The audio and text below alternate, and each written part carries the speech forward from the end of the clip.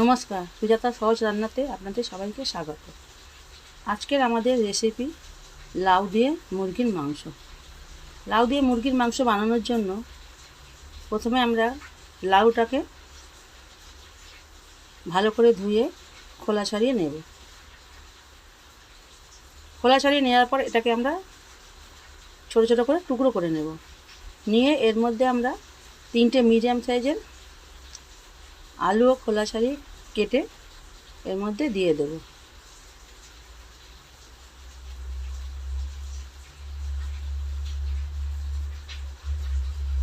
তারপরে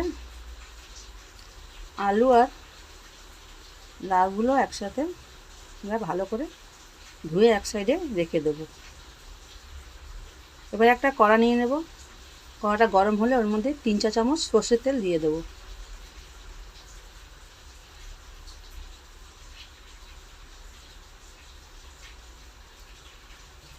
তেলটা যতক্ষণ গরম হবে তখন এর মধ্যে আমরা একটা ছোটো এলাচ, একটা ডালচিনির টুকরো দিয়ে দেব।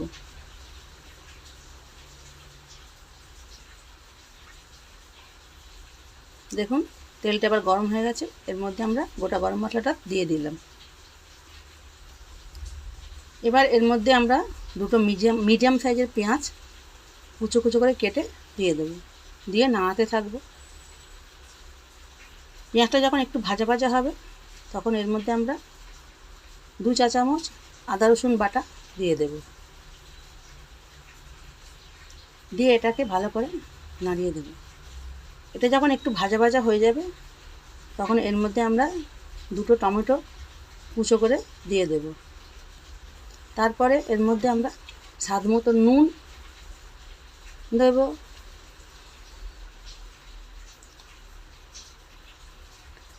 1 চা চামচ হলুদ গুঁড়ো, 1 চা চামচ লঙ্কার গুঁড়ো, 1 চা চামচ ধনে গুঁড়ো আর সামান্য একটু চিনি দিয়ে মশলাটা ভালো করে কষবো। মশলাটা যাতে পুড়ে না যায় তার জন্য এর মধ্যে আমরা সামান্য একটু জল দেব। জল দিয়ে মশলাটাকে ভালো করে নাড়িয়ে চাড়িয়ে একটু কষে নেব। তারপর এর মধ্যে আমরা আগে থেকে ধুয়ে রাখা মাংসগুলো দিয়ে দেব একে একে। মাংস দিয়ে ভালো করে এটাকে আমরা নাড়িয়ে চাড়িয়ে একটু কষে নেব। একটু নেড়ে চেড়ে কষে নেওয়ার পর এর মধ্যে আমরা যে লাউ আর আলুটা আমরা কেটে রেখেছিলাম সেটাকে দিয়ে দেব। এবার লাউ, মাংস, আলু একসাথে দিয়ে ভালো করে আমরা মশলাগুলো এর মধ্যে দিয়ে নাড়িয়ে নেব। সব মশলা যেন ভালো করে আলু, মাংস, লাউয়ের গায়ে মিশে যায় এইভাবে আমরা নাড়তে থাকবো। তারপরে ভালো করে নেড়ে চেড়ে আমরা এটাকে ঢাকা দিয়ে গ্যাসটাকে ধিমি করে দেবো। কিছুক্ষণ পর খুলে দেখব এর মধ্যে জল ছেড়ে দিয়েছে।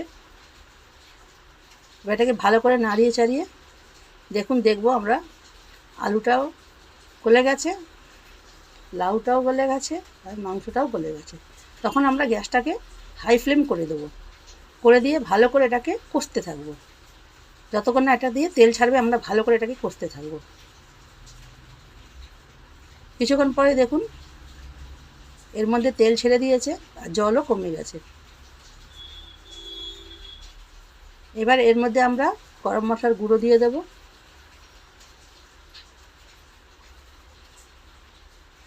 দিয়ে এটাকে আমরা ঢাকা দিয়ে গ্যাসটা বন্ধ করে দেবো। এটাকে আপনি রুটি, পরোটা, ভাত সবার সাথে খেতে পারেন। দেখুন কত সুন্দর রং এসছে।